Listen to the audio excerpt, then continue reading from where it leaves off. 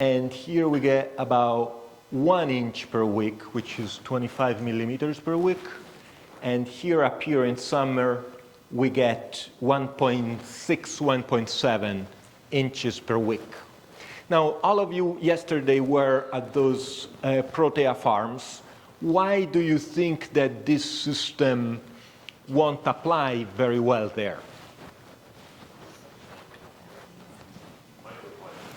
Microclimates is not flat, right?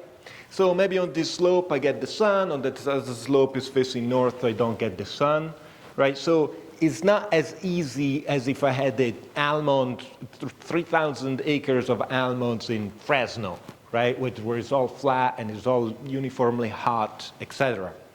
But still, these numbers and the knowledge and the understanding on how much they change within the season and throughout different locations still is good for you to understand how much water your crop uses. So if you bring it all together, I'm running out of time already. I have a sandy soil, I have 1 inch per foot, I only use half of it. I have 2 feet of rooting depth. I apply 1 inch, this is my application rate. I run the system for 3 hours. And then if I'm in March and I have 1 inch per week of evapotranspiration, then I irrigate just once per week. As evapotranspiration increases, then the interval between my irrigations is faster. Now I'm going to switch gears and talk about pressure.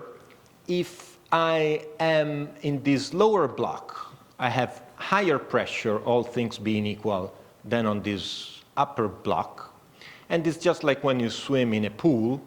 And these are the conversion factors. Every 23 feet, I get 10 psi, or every 10 feet, I get 4 psi. And this happens all the time. It just has to do with the weight of water that is above your head. When water moves, also, you lose pressure because of friction. So here we have half-inch lines here. Who wants to tell me, would I lose more pressure or less pressure if this was only half the length? Less, right? The shorter I lose less pressure. How much less? Half. Thank you. Let's say that now instead this line is 1 inch instead of half inch. Do I lose more pressure or less? Some here say less. Who say more? All right. Nobody says more. If I have a larger pipe, I lose less pressure. Why don't we buy big pipes all over the place there then? They're expensive, right? What if instead of 1 gallon per hour emitters, I get 2 gallons per hour emitters? So I have, instead of 25 gallons per gallons per hour running here, I have 50 gallons per hour now running there. Which one loses more? More flow rate loses more pressure, or more flow rate loses less pressure? More, right? More flow rate loses more pressure, right? Does it make sense? So these two things are additive. So the wrongest thing that you can do is pump water uphill and distribute water uphill. So if you have 3 blocks here, 3 lines here, it's not a good idea to irrigate uphill. You want to go first uphill and then irrigate this way. Notice that overall you lose more pressure, but that's what pumps are for. If you do it this way, the effect of elevation will counterbalance the effect of friction, and so here you get more or less the same pressure, while instead in here each line has a different pressure. So don't do that, don't do that.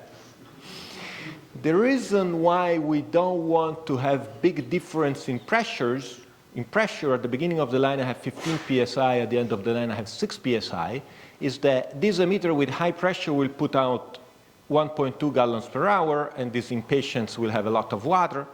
And here, at low pressure, it puts out less water, and this patient is dry. And so now my irrigator irrigates twice as long, and on this side I waste a ton of water.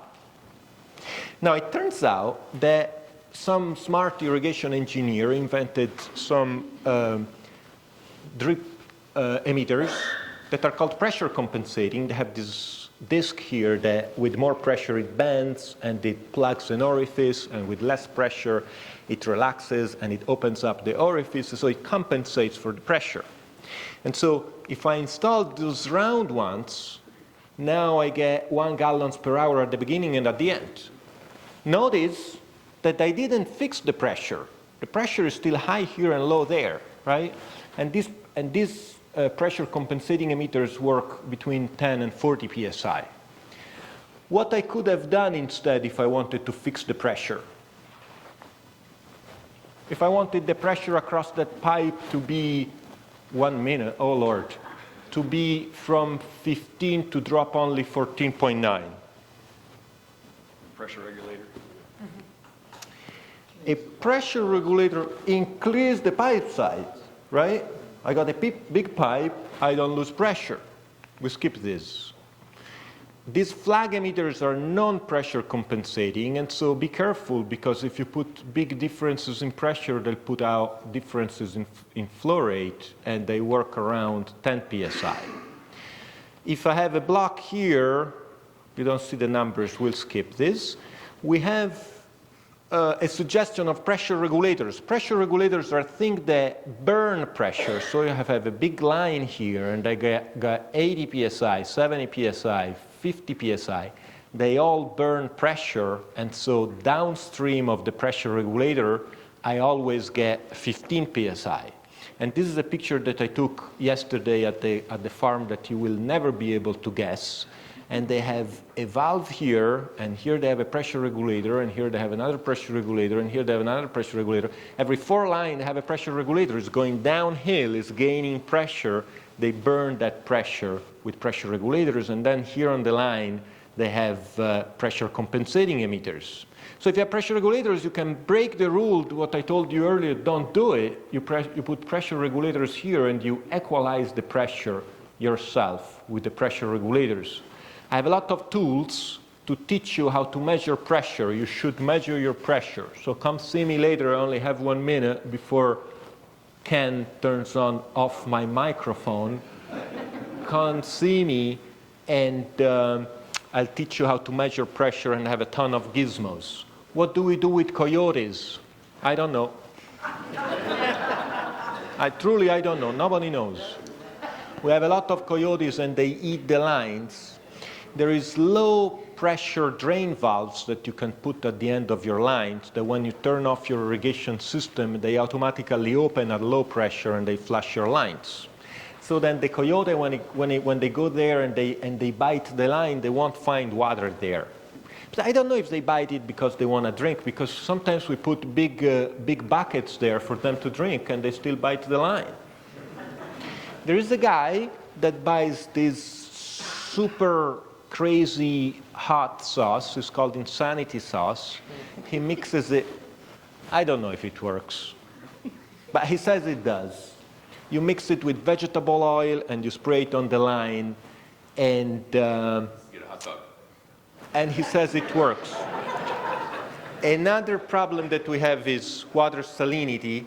We spend $2,000 an acre foot here to buy water that is 1 decisiemens. This is high salinity for what we pay.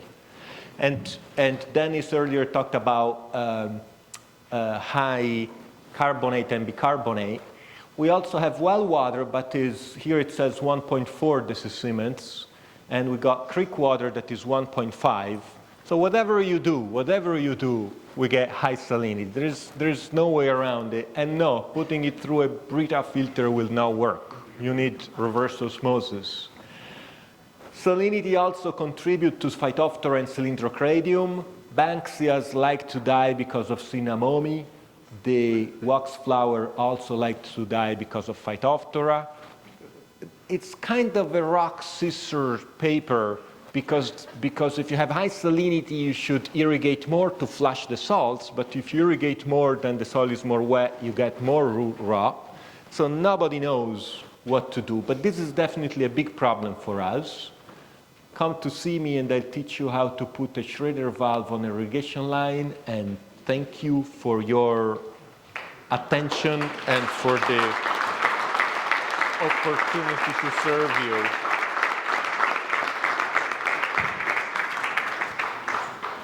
Thank you, Gerry. Thank you, thank you. Given the cost of water here in Southern California, I think we need to take every opportunity to learn about irrigation management, even if we have to go to Comedy Central to learn it.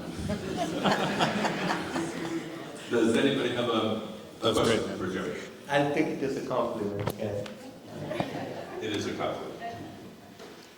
Any questions at all? Gerry will be around, and you can ask him questions at other times. Thank you, Gerry.